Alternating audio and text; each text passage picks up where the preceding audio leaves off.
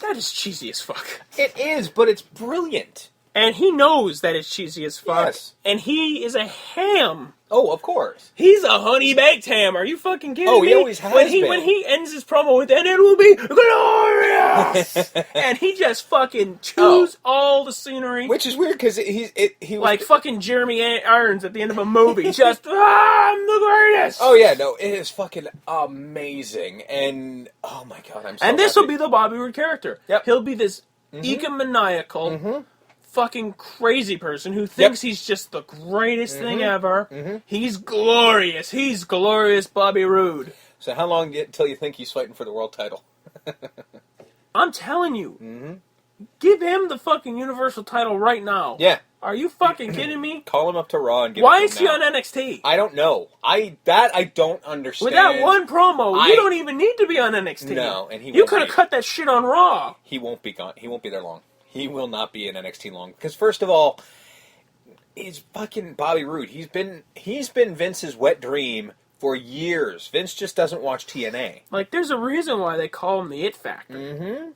I don't know what it is or what Jericho keeps referring to as it, But he has it. but you watch that fucking promo and you fucking tell me that that's not it. Yeah. That is it. Yeah. That is Like, the definition of it. I guarantee you, With the promo and the Bobby music Roode- and the look. Bobby Roode is doing 2 fucking tapings of NXT, and then he's on the main roster. There's no way they're going to hold off on him. There's no fucking way. You got to show a tape of that to Vince, and Vince will sign him up immediately.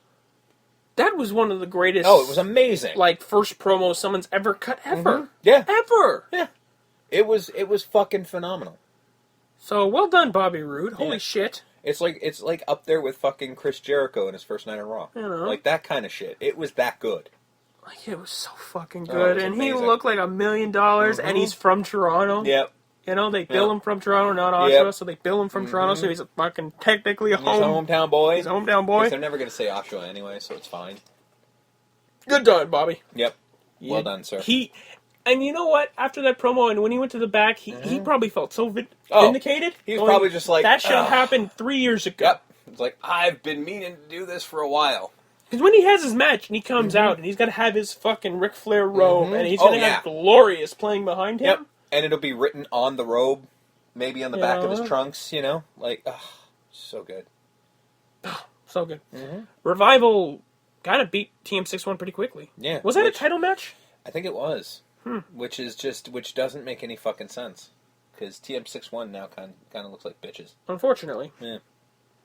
But Johnny G comes out with Tommaso Ciampa. They get in their face, they attack them, they beat them down, Yep. they pin them, and one does the pinning, one does Yep. the counting. Uh-huh. And this will probably lead to them fighting in Brooklyn. And Yep. that's fine, because I'm alright with that. Gargano and Ciampa versus the Revival will be a hell of a tag match, because Yes, we'll it talk will. about what Gargano and Ciampa did this week right now. Yeah. CWC.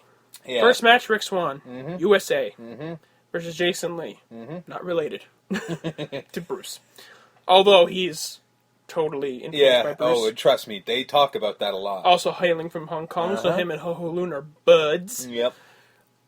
Rich Swann, first off, kudos to the crowd. I'll always give kudos to the crowd that's singing All Night Long from Lionel Richie. Yeah. Because that was his theme song on the Yeah, Indies, that's and pretty it's good. one of the greatest entrances if you haven't seen it. It Speaking really of is. glorious, watch Oh, Rich Swann's yeah. All Night Oh. Long entrance, Oh, it's like so at a good. PWG or something, So good. with the whole crowd singing. Hey, Mom, great stuff. Oh, awesome. Of course, Rich Swann wins because Rich Swann is a contracted wrestler for WWE, and he'll Yeah. probably be going far. Yeah. No problem with that because Richie Swann is amazing, and he should be one of the first in contention for the Cruiserweight Championship, if not the first Cruiserweight Champion. Yeah, he'll definitely be in contention. Because, like I said, dude, he Yep. jumped, and then he did a fucking 360 flip. Yeah. It One was... whole... Yeah, like he did the 360 flip, but like you said, he jumped. Like once. the ring was a trampoline. He basically used the momentum of the ring, which there really isn't any, to continue to jump higher and higher so he could do the 360. What the fuck did I see? It was just Man weird. defying gravity. Rich Swann gets the win, good for him. Yeah. Noam Dar, hailing from Scotland, by way of Israel, Yes. making him the first wrestler from Israel, I believe. Fair enough. Again, Yeah. we're checking boxes here, guys. Yep. That's money.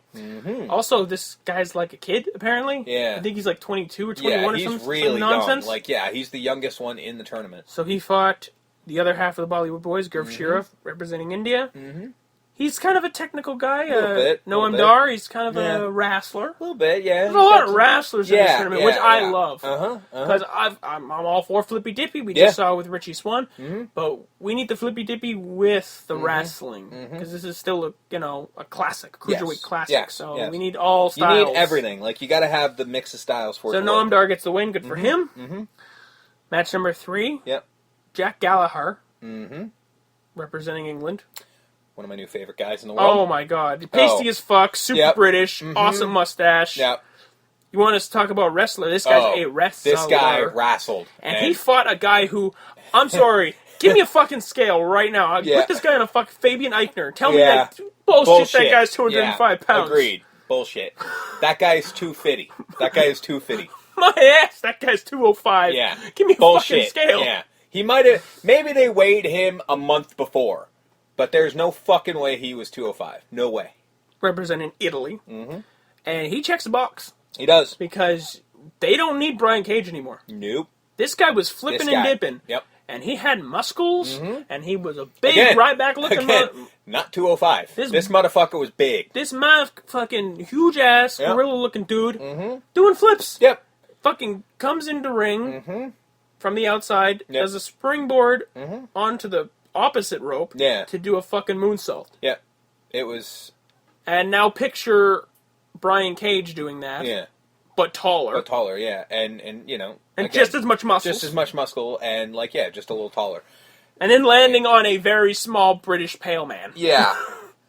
Mind you, that British pale man could have twisted you into a fucking pretzel. And he did. He did.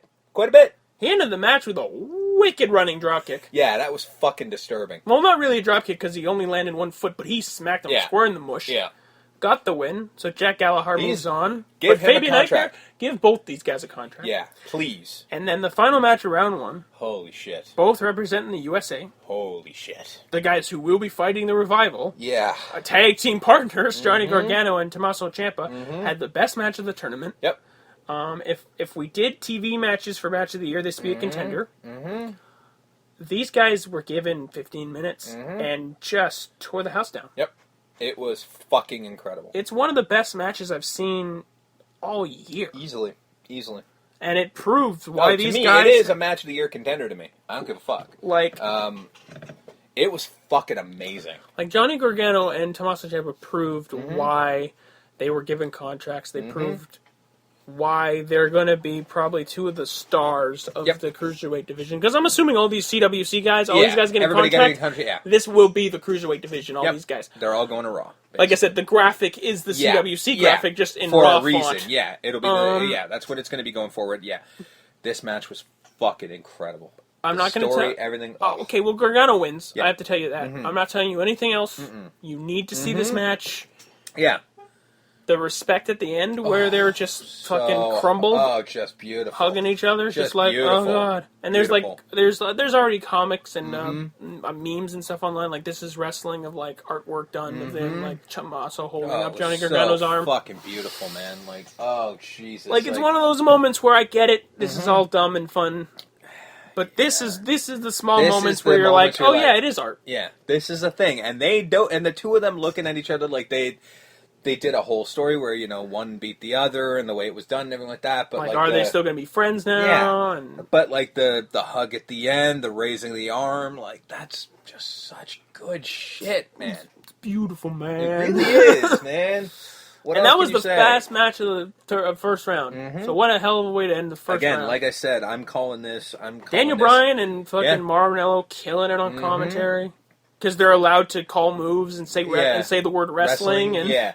Like, again, I'm calling this as a Match of the Year contender. I don't fucking care whatever stipulations we've put on that, but fuck it, I'm calling it as one. It might be on my list, because it was so good. CWC, first round? Yeah.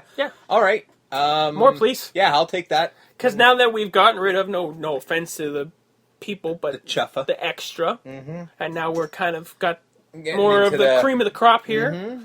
The guys, There's still some extra guys that there's still need to be shaved yeah, off. there's still some guys who are not and never will be getting contracts, but there's Ho ho, we're unfortunately looking at you. fuck off, man. That guy's gonna be my boy. But Ho-ho's my boy. once those guys Yeah. get shaved off, and we Then really get to the we're Rich gonna get- Swans and the Garganos and the Hopefully the Gallaghers, if you the will. Gallaghers, the Kota Ibushis, Yeah. Who the I'm Lindsay Dineros. I'm pegging Bushi as the first cruiserweight champion. That's what I'm saying. Yeah. True. Pretty much. So yeah, CWC, thank you. Raw. Yep. Open with Zone Cass. Decent. It was fine.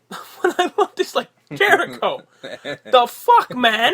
I was gonna hit that. You mean John Bon Jericho? John Bon Seriously? Jericho? Bravo, sir. I was gonna hit that. I was basically cutting it down. I was trying to fuck that, and you stepped in the way, you cock block. Like, even Big Cass, Yeah. you were so in. You were in. You had it. You had her in the back, and then he Like- came in and he fucking broke the bro code. Yeah. It was bullshit. And then Y2J comes out and he's just like, I want Sasha to come out and be like, totally. Yeah, I was totally going to until he fucked it up. I want her to do that. It'll never, ever happen. Pay no attention of me marrying a guy over the weekend. I- Pay no attention to real life. In a world where he said he was going to hit that, nobody was paying attention to real life. So let it go. Well, people are.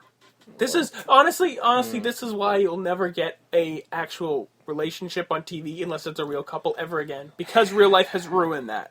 Remember? I do. You remember when Yes. wrestlers were boyfriend and girlfriend? Oh. Even though we all knew. Yeah. Yeah, she's totally married to some other dude Yeah. who doesn't matter, and he's Who totally gives a banging shit? somebody else.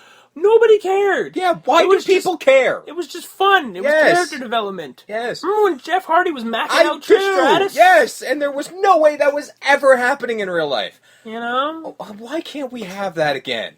Honestly, I would love to see fucking Enzo Tajiri trying and Tori desperate- Wilson. Oh you know? yeah, fucking Tori. Who was it? Fucking was it Tori? Not Tori. Yeah, no, it was literally her name was just Tori, or was it Ivory? Terry, or no, the redhead, right? X-Pac. Tori Yeah. Kane? Yeah. And then Tori and X-Pac? Yeah, nobody's buying that shit. But who cares? Like, can we just have It's that fun. back? Yes. Are we forgetting that this is all a show?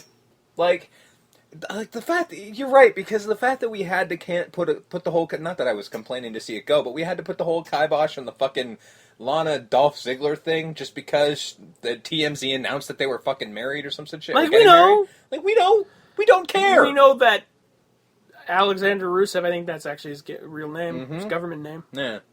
and CJ Perry are married. Yeah, That's but fine. we didn't- But Lana Yeah, and Rusev, and Rusev. don't have to be married. No, not at all. Granted, it was funny, and we'll get to it. Yeah. But It was... we can. There's Yeah. two worlds. There's the real life, and where, then there's the wrestling. and then there's the wrestling. I mean, there's Christ. our programs, our shows. We never believe that, like, we're perfectly fine with knowing that the fights are all predetermined and, no one's trying to hurt each other. But Lord, But how dare they have a fake relationship on the fake fucking wrestling show? What the hell? What are we doing here? wouldn't that be funny? Yeah. Zoe and Zoe fucking and it's not even like, Sasha? yes, and I want Sasha to literally, like, I'm not even kidding. I want her to come out and be like, yeah, he was so in until Jericho ruined it. Like, just because that would be fucking hilarious. Because it would also give Zoe one more reason to want to fucking kill Chris Jericho. Yeah. Be like, see, she fucking said it. See, I was totally in there until you ruined it, you asshole. Like, that would be fucking hilarious and brilliant. Because there is no real reason for these fucking four to be fighting. No. Other than that. That is perfect. But, Just saying. So Y2J comes out, makes fun of Mm-hmm. his own cast, compares them to the fucking Little Dog, Big Dog on Looney Tunes, because Which- that's topical. Yeah. That wasn't 50 years ago at all. But as a huge fan of the Looney Tunes, I will say he's absolutely right. Oh, 1,000% Wholehearted, correct. Yeah. It's brilliant. No one got the reference except for me and you, Mm-hmm. but absolutely bang on. Yes. And then Zoe and Cass proceed. Kevin Owens comes out, Yes. and he's like, "You're on my side, right?" He's like, "Kevin, oh, Oh, what? I thought that was rhetorical. Yeah. Yeah, I'm on your Yeah. side. Whatever." Why else am I standing here, stupid? And then he got into Zoe and Cass's face, Mm-hmm. and then Zoe and Cass called him Bert and Ernie. Fair enough. And I'm like, hey, we do not besmirch the good name of Bert and Ernie. Everyone already has. Yeah, I guess so. Mm-hmm. So they were implying that they were fucking? I guess. Like by calling them Bert and Ernie? Well, in a world where Sesame Street came out and full on said that Bert and Ernie are a gay couple, I'm going with yes. Fair enough.